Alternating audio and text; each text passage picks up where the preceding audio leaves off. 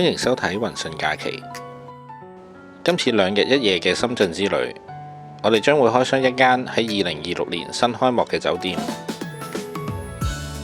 又會試一間高空嘅日式鐵板燒餐廳，仲會帶大家行下後海站附近幾個商場。途中仲俾我哋發現咗一個神奇嘅車庫添。週末諗唔到去邊度玩，不妨參考我哋呢2集嘅介紹啦。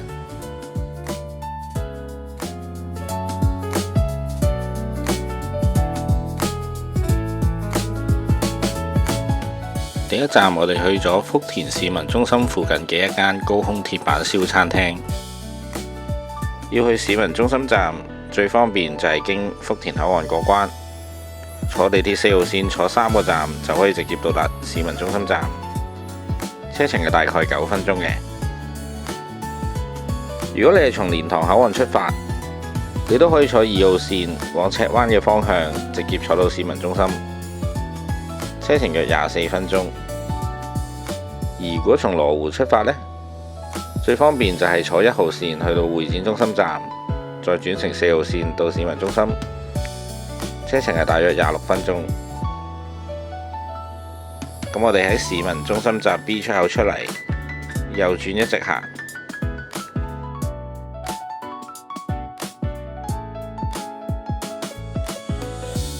中間會經過一條大馬路。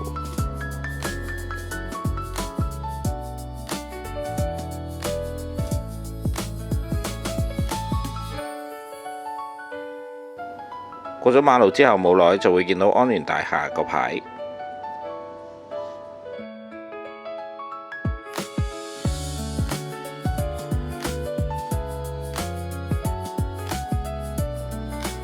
呢間餐廳係位於安聯大廈嘅36樓。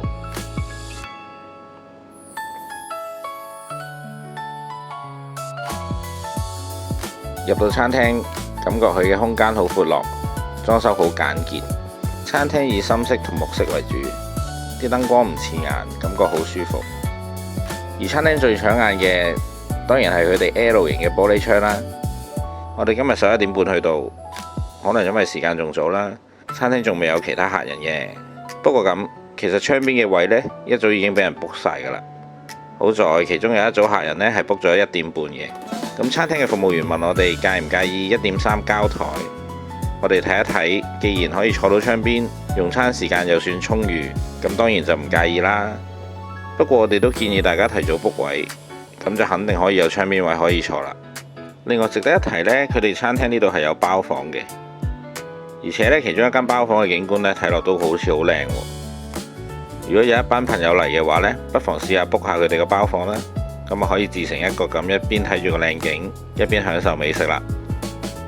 坐低咗之後，望出去出邊，我哋可以見到附近嘅市民中心啦、深圳圖書館啦、深圳博物館，同埋成個福田中心區嘅高樓大廈，全部都可以一眼望晒。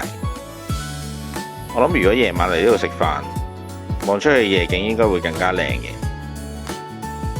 有樣嘢值得一讚嘅係呢度上菜嘅節奏啱啱好，每一次過上晒啲菜上嚟就，每道菜之間亦都唔使要等太耐。咁樣食嘢其實係最舒服嘅。我哋喺大眾點評買咗佢哋嘅戰斧牛扒雙人餐，388蚊。呢個套餐嘅內容好豐富，好多嘢食。首先嚟到嘅係沙律。沙律嘅味道不過不失，不過勝在呢個餐嘅沙律係可以任添任食嘅。接住上嘅就係刺身，餐廳選用嘅係挪威三文魚，配搭甜蝦同埋八爪魚。刺身食落新鮮，好好食。不過其實個餐應該係冇八爪魚嘅，佢係應該油甘魚同埋張紅魚2揀1，但係我哋食嘅時候冇為意。咁如果大家嚟食嘅時候就要留意一下啦。嚟到最期待嘅一 part 啦！戰斧牛扒出場啦！呢塊牛扒嘅賣相就真係冇得頂。牛扒表面燒到有少少焦香，呢度嘅服務員會幫我哋將牛扒切開。不過如果大家想自己切嘅話，都可以同服務員講聲嘅。牛扒切開之後仲有少少汁水滲出嚟，肉質又唔韌，火候掌握得好好。旁邊仲配備黑胡椒可以點住嚟食。不過我個人覺得塊牛扒個肉味唔夠濃。如果個肉味再濃啲，咁就真係100分啦。跟住就係到茶碗蒸，個蒸蛋好嫩滑，入邊仲有少少蟹肉添，真係好正啊！麵豉湯嘅味道就正常，但係勝在熱辣辣，同埋佢同沙律一樣都係可以飲添嘅。我嗰日都飲咗2碗。炒雜菜同埋天婦羅，炒雜菜就普普通通正正常常啦。天婦羅又幾好食喎，佢係用咗番薯同埋南瓜我嚟做天婦羅，兩款食材都好甜，同天婦羅個炸粉好夾，簡簡單單，但係又幾好食。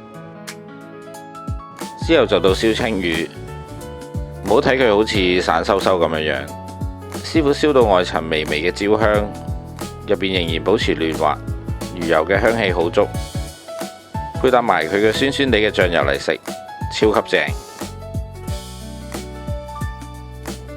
其實食到呢度已經9成飽㗎啦，咁但係見到呢碗豬骨湯拉麵咁靚，忍唔住都要食埋佢。拉麵嘅質地好彈牙，個湯都幾好飲，而配料都好豐富下。塊叉燒係隻燒過嘅，流心膽嘅火候亦都控制得好好。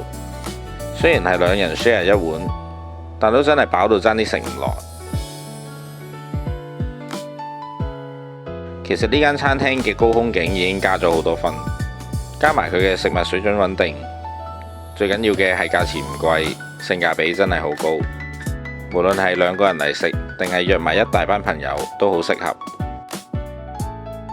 個餐最後嚟咗一個冰鎮楊梅做結尾，酸酸地，正好可以解下嚟。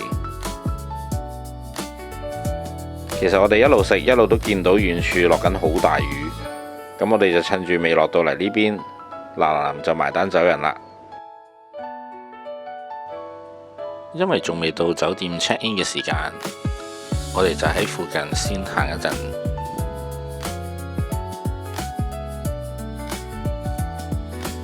餐廳嘅斜對面就係深圳博物館，我哋過咗嚟呢度行一陣。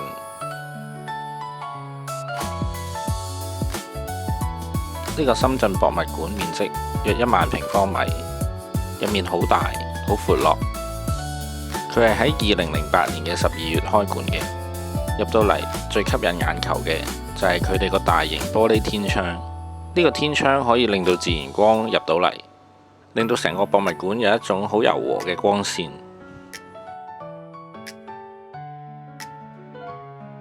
原來呢度喺屋頂亦都有一個智能嘅系統，可以根據日頭太陽嘅光猛嚟到調節室內嘅光線嘅。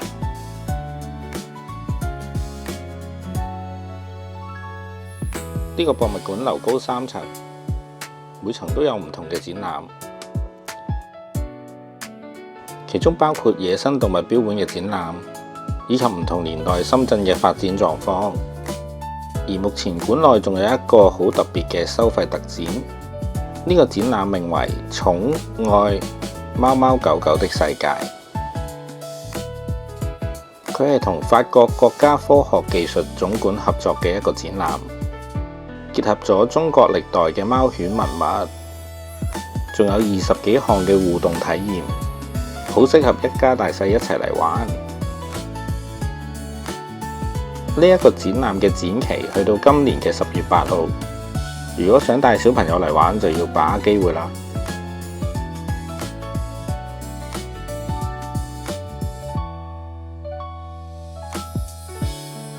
之後我哋去咗附近嘅少年宮書城。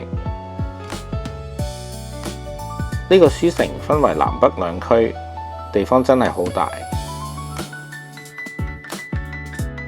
而南北2區中間會有一條大樓梯連接住，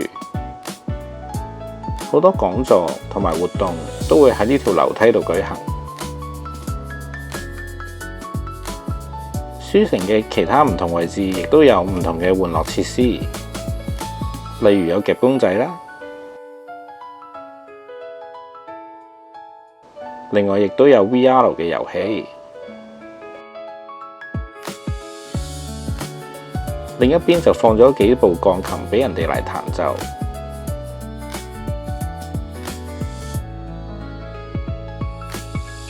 除此之外，呢度亦都有好多商店，例如有好多人都好鍾意行嘅呢一間雜物社。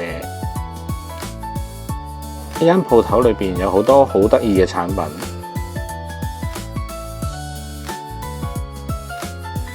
又有好多唔同款嘅毛毛公仔。呢款 Toy Story 嘅袋睇落好得意，仲有呢個胡迪頂帽形狀嘅袋，亦都好吸引。行咗一陣，我哋就離開啦，準備去我哋今晚入住嘅酒店。喺下一集我哋會有酒店嘅介紹，又會同大家行下後海站嘅幾個商場。有興趣嘅話，記得留意下我哋下集嘅介紹啦〜